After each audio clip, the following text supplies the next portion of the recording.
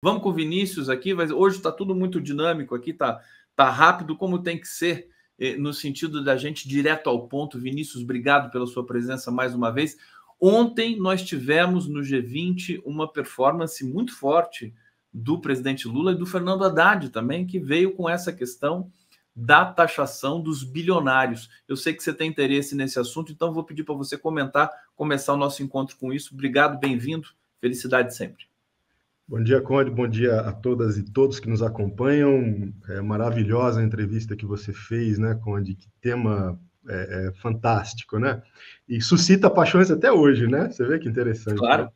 Né? Conde, acho que a fala do presidente Lula e a participação do Haddad estão num contexto que começa, pasmem, há 11 anos atrás, 2013, quando um economista francês chamado Thomas Piketty lança um livro que se chama O Capital no Século XXI. E esse livro ficou muito famoso porque o Piketty, primeiro, ele é um acadêmico do mainstream, né? Então ele não era um heterodoxo, ele era um ortodoxo. Estudou, embora seja francês e esteja radicado na França, ele estudou nos Estados Unidos. Então ele era alguém de dentro da academia americana. E ele produz uma pesquisa, Conde, fiada muito em dados concretos, levantados por uma equipe assim fantástica, de centenas de pessoas, e que ele mostra assim de maneira insofismável como a economia capitalista ela produz desigualdade.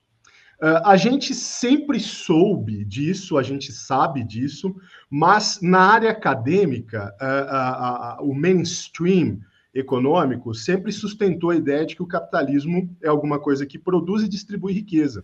E o Piketty ele teve essa expertise de mostrar que é o contrário. E mostrou com dados, né? Então não são só argumentos, são dados comprovados, né?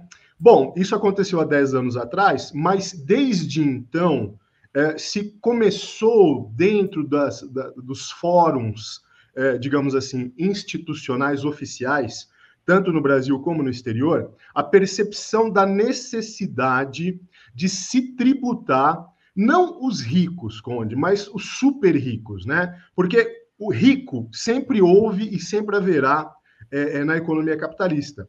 O que destoa nos últimos 50, 60 anos é a existência dos super ricos, dos super bilionários. Então, se começou a gestar a ideia de tributação dessas pessoas que são uma minoria absoluta no mundo ocidental e que detêm uma parcela da riqueza assim extraordinária. Bom, o presidente Lula e o Haddad, né, que está dando o suporte teórico para ele, tem toda a autoridade política no âmbito nacional e internacional, Conde, para transformar isso, talvez não numa realidade próxima, mas numa realidade alcançável. Né? Então, colocar isso no G20, isso ser aceito, isso ser debatido, é o pontapé inicial para que a gente possa ter uma tributação internacional dos super ricos, que de alguma maneira, Conde, possa resultar aí, não numa distribuição de renda, eu acho que seria um exagero, mas pelo menos alguma maneira de nós contermos, né, essa coisa pornográfica que é o capitalismo do século XXI. E o Lula colocou ontem, achei o discurso do Lula realmente impecável, histórico, aquele momento que ele diz assim que a fome não é um processo natural. Isso é gerado pelo capitalismo, ele não usou o termo capitalismo, sim, mas é gerado por nós mesmos, né? Sim, e sim, é uma questão da política e que engloba também essa questão da taxação dos bilionários. Quer dizer, o cara bilionário é uma coisa tão óbvia que ele tenha de contribuir com uma distribuição melhor, né? E é importante, porque muitas vezes as pessoas, de modo geral, quando você fala bilionário, a pessoa entende que é um empresário da cidade ali, que é dono de algumas empresas e que no contexto daquela cidade ele é muito rico. Não, essas pessoas dessas pequenas cidades ou médias cidades não são ricas, elas parecem ricas. Os ricos mesmo, Conde, eles detêm patrimônio que muitas vezes equivalem a PIBs de países. São proprietários de fundos de investimentos Inclusive, um deles participou, adquiriu parte da Sabesp, né? Com todo o apoio do governador Tarcísio, né? Acabou de adquirir. Então, assim, são pessoas que fogem da nossa percepção. É importante dizer isso, né, Conde? Porque a gente não vai tributar aqui o rico aqui da sua cidade, não é isso, isso tá muito longe. A gente está vivendo, se você me permita dizer aqui, eu entendo que a gente está vivendo um momento muito importante da história da humanidade. Sem querer fazer nenhum tipo de preciosismo, mas é porque talvez agora esse discurso do combate à fome no mundo, no âmbito mundial, global, realmente pegue para valer, né? O Lula sempre foi a questão de vida do Lula. Eu acho que esse é o legado que ele está começando a deixar para todos, mais do que qualquer coisa, mais do que democracia no Brasil e tudo mais, questão do combate à fome, de não deixar ninguém, ser uma coisa ética assim, imponderável, incontornável, de que não haja pessoa passando fome. No relatório da ONU, daqui 800 milhões de pessoas passaram fome no ano passado no mundo. É importante, Conde, eu achei que a gente deixar claro o seguinte: a fome é um projeto político-econômico, ainda que seja por omissão, digamos assim, ainda que ninguém queira produzir a fome racionalmente, ela é um resultado de um sistema econômico que se volta única e exclusivamente para a produção de lucro, né? Então, ela é resultado de um projeto e não de alguma coisa que remete a uma escassez natural, etc. Agora, eu queria te perguntar o seguinte, essa bandeira do Fernando Haddad, que já se tornou internacional, inclusive ele tem um respeito de vários líderes internacionais de peso, como Bernie Sanders, como o próprio Papa Francisco, ele se encontrou com o Papa Francisco há pouco tempo para falar dessa taxação dos super ricos.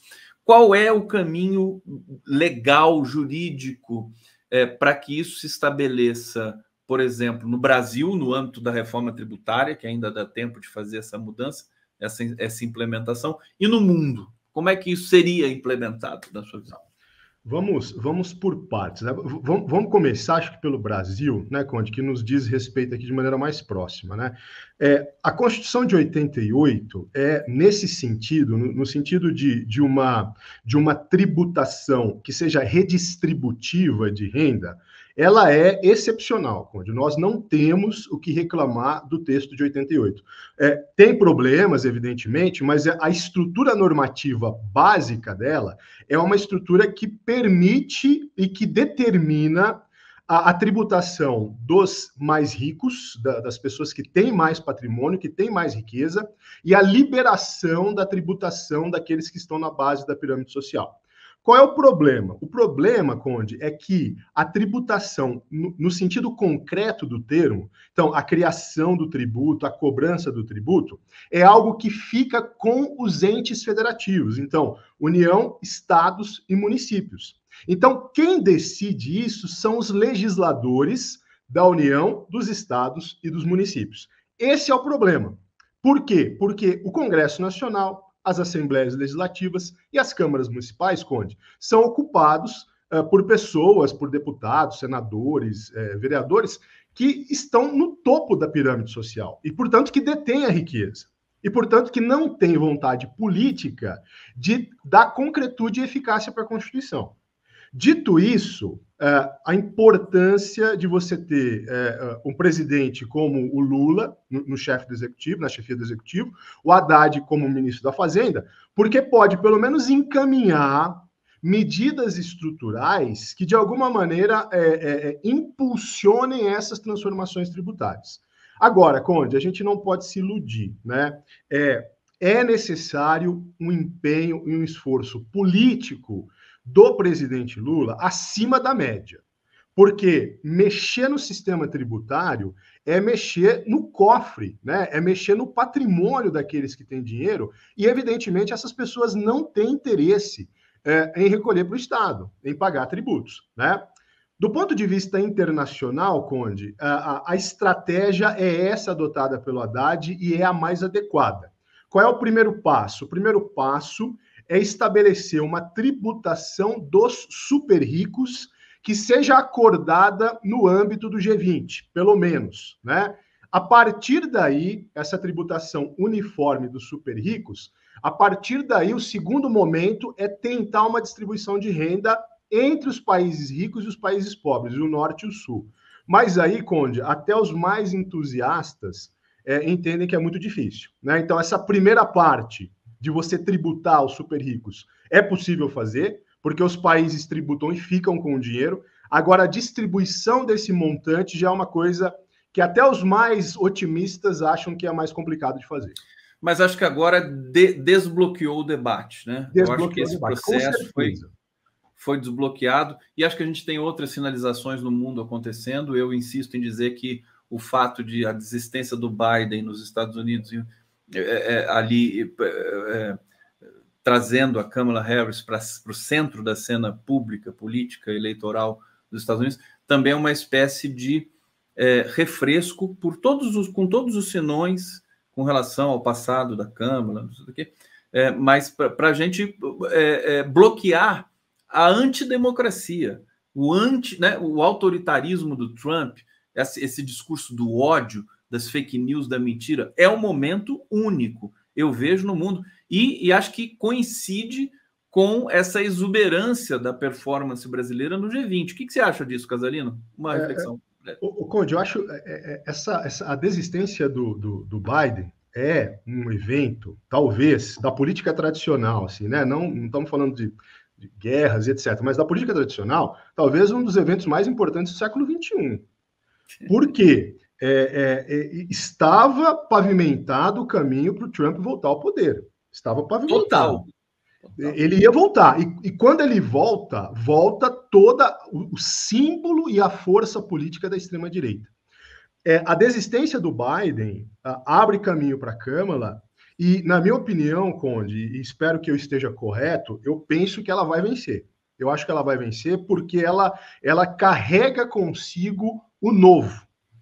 Trump, os americanos já viram... Não, eu diria, sem querer te interromper, fazer só um parênteses, ela vai vencer porque o Trump está atacando a Câmara de uma maneira tão baixa, misógina, racista, que não tem como funcionar isso. Quer dizer, vai cair no colo dele isso aí.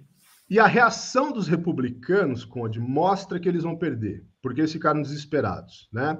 Então, a Câmara, acho que é interessante a gente pensar o seguinte: ela pode não ser de esquerda para nós de esquerda do Brasil, mas no contexto da política americana, ela é uma pessoa de esquerda e a simbolização imagética dela é muito progressista. Então, nos Estados Unidos, ela é considerada a Fernanda Melchiona, do PSOL.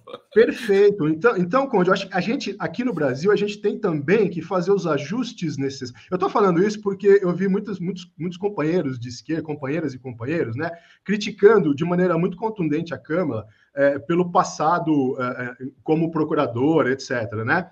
E veja, para nós que somos da área jurídica, o trabalho do procurador é basicamente esse, né? Então, aquilo que se exigia dela, e veja, não estou aqui querendo justificar, acho que ela poderia ter adotado posturas mais progressistas, mas no campo do direito, Conde, não é algo que é extravagante, né? Ela não era uma juíza, ela era uma procuradora. Então, os procuradores têm essa tendência de fazer aplicar a lei num sentido um pouco mais rigoroso. Agora, dito isso, do ponto de vista político, ela coloca na agenda o simbolismo, a imagética progressista que nós precisamos para a nossa primeira e mais essencial tarefa, Conde, que é barrar o fascismo.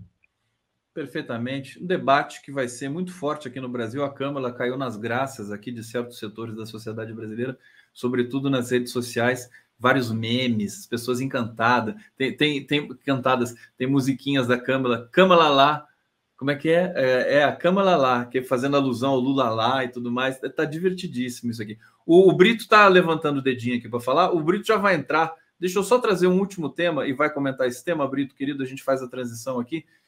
O último tema com o Casalino, que é a privatização da Sabesp.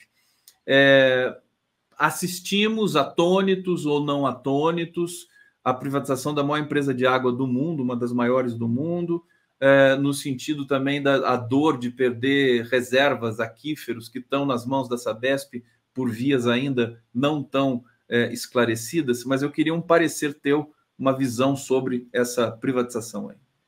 Conde, eu me aprofundei um pouco aqui no tema, né, para conversar com você, com seus telespectadores, e descobri uma coisa que me deixou assim, do alto da minha idade, já não era para eu ficar mais surpreso, mas ainda fico surpreso, né?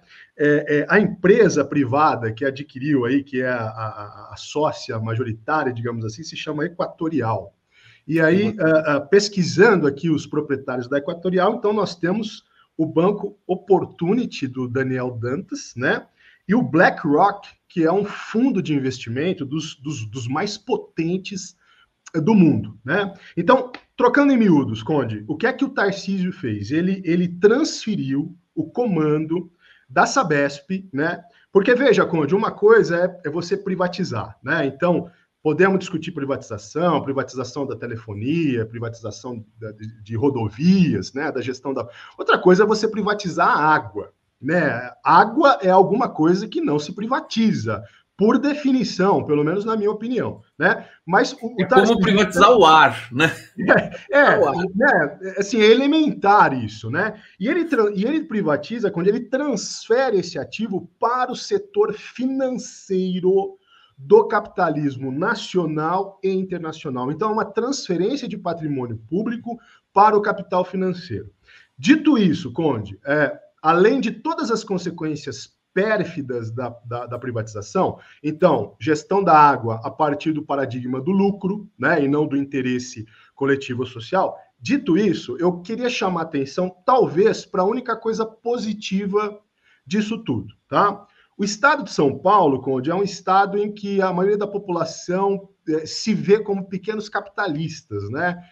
Principalmente o paulistano, ele se vê como um empreendedor nato, né?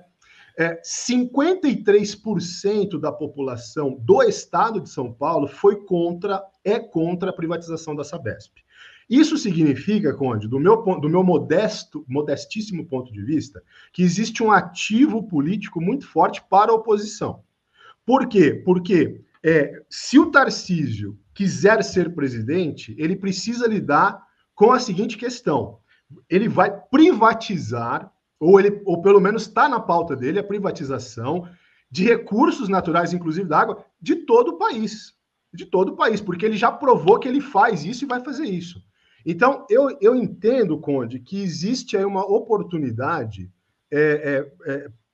das forças progressistas levantarem isso como um ativo eleitoral que eu acho que é capaz de feri-lo de morte. Para conduzir o debate, que é uma coisa que estava faltando, e eu quero celebrar aqui junto de vocês, quando eu coloco o Brito aqui na tela para fazer a sua intervenção também, junto aqui ao bloco do Casalino, de que é tão bom ver o tema Bolsonaro sendo repetidamente sufocado por temas mais importantes no Brasil e no mundo. Quer dizer, o Bolsonaro começa a falar, a Polícia Federal investiga, vem a notícia, o Alexandre de Moraes solta o sigilo, mas daí já cai, não estamos falando de Bolsonaro aqui mais, porque a gente tem que pensar no futuro. Eu acho que isso é interessante, é emblemático. Fernando Brito, você quer falar de que tema, os dois últimos aqui que o Casalino comentou? Por favor, a palavra para você, meu querido. Primeiro que eu e o Casalino nos entendemos muito bem, e não é uma questão de roubar, porque o que sair do tempo dele eu devolvo no meu. Não, você fica sempre ali acostando. Em segundo lugar, essa demonstração maravilhosa que a gente tem em cada debate aqui, de que a Terra é redonda. A intervenção do Casalino começou sobre a questão tributária. E eu pensei ali, na hora que ele fazia a exposição, que como é que a gente não consegue tributar o maior bem que se tem, e só consegue fazer isso pelas franjas. Então, nós admitimos na nossa legislação a tributação da propriedade, seja no IPVA, seja no IPTU, mas não admitimos a tributação daquilo do qual provém a propriedade, que é da riqueza. Então, nós deixamos de lado a questão da tributação do patrimônio acumulado das pessoas para apenas taxar a sua movimentação, seja em compras de bens, seja em compra de serviços, seja em compra de mercadorias. Nós não conseguimos chegar ao cerne disso que vai estar sendo taxado. E terminamos a conversa na questão da propriedade sobre a água. Porque o que foi privatizado, objetivamente, é a propriedade da água. Aquela boa e velha água que que a gente aprendeu com a nossa avó, que não se nega a ninguém. Se nós vamos cobrar pela água, nós temos que ter critérios que eliminem a possibilidade de que alguém, por não ter como pagar, fique sem ela. Porque ela é essencial à vida. Então, esse exemplo que foi dado do ar é a mesma coisa. É algo sem o que se morre. Não se perpetua a existência humana. Eu acho que essa questão da privatização da água, ela tem que ser desmascarada, porque as pessoas precisam entender que quando se privatiza a operacionalização do fornecimento da água, privatiza-se o próprio bem, a própria água. E isso o nome correto é privatização da água. Exatamente, não é da Sabesp. Não é da Sabesp. Poderia, por exemplo, haver um contrato de gestão na Sabesp, que não transferisse os direitos decisórios da empresa para esse grupo privado? Poderia. Talvez não fosse nem o conveniente, mas já que se apregou tanto a eficiência do setor privado, talvez fosse esse o caminho, privatizar a gestão. Mas não. O que se privatizou foi o controle do sistema hídrico de São Paulo, sistema hídrico que não faz muitos anos estava colapsando. Exato. E o governo do estado de São Paulo, Conde e Brito, bom dia. Bom dia. Abriu mão da indicação do CEO da empresa. Então, você não pode, o estado não vai indicar nem o comandante da empresa para facilitar o negócio. Uma ação, Conde, que era avaliada em mercado em R$ 87,00 e foi vendida por R$ 67,00, R$ 20,00 a menos. Então, é a boa e velha privataria, né, que voltou com o Tarcísio, e eu acho que o pensamento progressista, sobretudo aquele político eleitoral, tem aí um caminho bastante interessante para explorar isso. Agora tem-se vamos ter um novo embate, até porque toda vez que o Tarcísio de Freitas dá uma entrevista, ele vem, parece que com um arsenal argumentativo, ainda que nós o abominemos, mas está relativamente estruturado, diferentemente do bolsonarismo. Casalino, querido, demais. Deixa ele aqui um pouquinho mais. Deixa ele um pouquinho mais. Vamos aproveitar essa experiência de debater a três. Não, na verdade, eu vou sair nós aqui. Pulamos, exatamente para eu ligar o começo ao fim, nós pulamos o meio do caminho, que é a interessantíssima discussão da questão Biden-Kamala Harris. Então vamos seguir, mas se o Vinícius me autorizar, fica mais um pouquinho com a gente. Vinícius Câmara. Então, o Brito faz um comentário, Vinícius Câmara, e depois o Vinícius arremata. Vai lá, Brito. Eu acho que o Biden, né, fez um agosto norte-americano em julho. Em julho, aliás, porque ele lançou mão da única ferramenta que um homem tem para individualmente mudar o sentido da maré política, o sentido da onda política. O Biden conseguiu, com um gesto próprio, e isso é a importância desse gesto, inverter o sinal da eleição norte-americana, que era, como disse o Vinícius, de pavimentação tranquila, para a ascensão tranquila de Donald Trump ao poder, com todas as suas consequências. E é nesse sentido que eu acho que o Biden merece, pelo menos dessa vez, e foram raras as vezes em que ele mereceu, o elogio de toda a opinião pública progressista mundial. Ele fez do limão uma limonada e, olha, vamos dizer, não foi uma jarra, nem um copo, foi um balde inteiro de limonada. Balde. Foi bonito, foi bonito. Então, isso é muito interessante. É muito mais importante isso do que a discussão sobre a carga ideológica da Kamala Harris. Porque ela, queira ou não, pense isso ou não, e parece até que ela pensa em muitos aspectos, vai ser forçada a assumir uma linha progressista, tal como Biden fez na sua campanha, só que ela não tem, do seu lado, aquele conformismo que nós tínhamos com a falta de ação, a falta de positividade do Biden.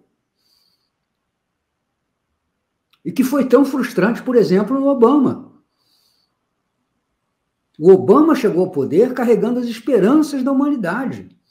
Eu queria lembrar aqui que, depois da sua eleição, o Obama fez comícios multitudinários na Europa, maiores do que muitos candidatos ao governo daqueles países.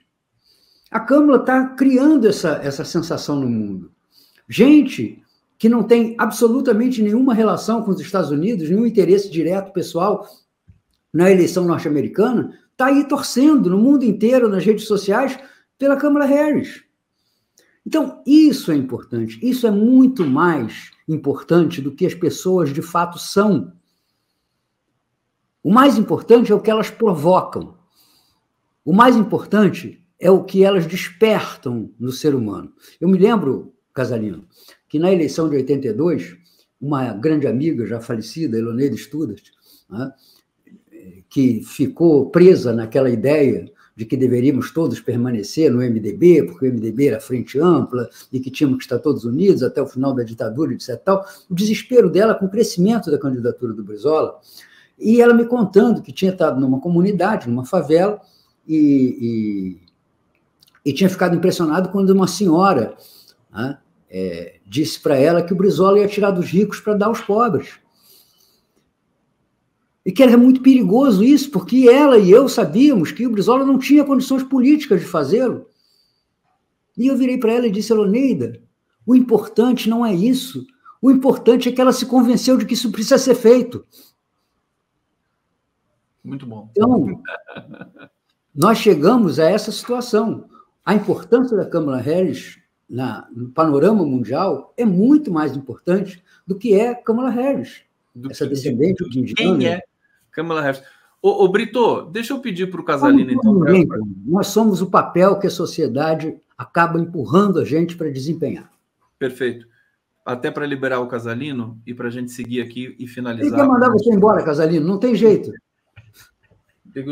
Posso fazer o programa aqui, por favor? Posso apresentar?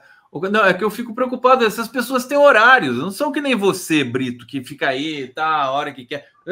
Tem compromisso, querido. É professor. Eu não posso pegar ele aqui e ficar o tempo todo com ele aqui. Ele sabe dizer, Casalino, um comentário final. Acho que não me cabe nem conduzir nada, mas eu acho que essa reflexão do Brito é realmente importante. Quer dizer, mais importante do que quem é a Kamala Harris é o que ela representa nesse debate, o que ela simboliza, né? Eu acho que o Brito ele tem a capacidade de linkar as questões abstratas com um evento concreto, né? E como um influencia o outro, né? Só para terminar, Conde, eu acho que seria bacana a gente pensar a figura da Hillary Clinton, que competiu com o Trump, né? E, aliás, venceu no voto popular, com a Kamala. Né? São duas mulheres, mas a figura da Kamala é muito mais apaixonante, simbolicamente muito mais progressista do que a figura da Hillary, né? Então, ela traz esse aporte, digamos assim, ela lembra o Barack Obama, num certo sentido, né? Ela é uma mulher e ela traz o novo. Eu acho que isso é o mais importante, Conde. Os americanos já viram Trump, os americanos já viram Biden, né? E ao mirar na Câmara, tem aquela esperança do novo, né? Do ponto de vista pragmático, para quem acompanha o sistema eleitoral americano, sabe que as eleições americanas são definidas em pequenos estados, que são chamados estados pêndulos, né? São os estados que ora votam nos democratas, ora votam nos republicanos. O fato dela, Conde, ter uma postura conservadora do ponto de vista jurídico, etc., é importantíssimo do ponto de vista pragmático para aquele americano médio, que é um americano centrista, olhar para a Câmara e dizer o seguinte: olha, ela é de esquerda, mas ela não é radical. Ela é um cerco ao discurso do Trump. É uma coisa fantástica. Então, assim, eu acho que ela, se ela acertar o vice, né, que provavelmente será um homem branco, né? Se ela acertar o vice, Conde, eu acho que ela fecha e leva essa, viu? Casalino, antes que o Brito se insista mais em mantê-lo aqui, prendendo você aqui, tá te atrapalhando no seu trabalho. É um prazer estar com você. Eu me despeço de você e sigo aqui com o Brito até o fim. Conde, valeu, Brito, um grande abraço. Valeu, pessoal. Obrigado, Casalino.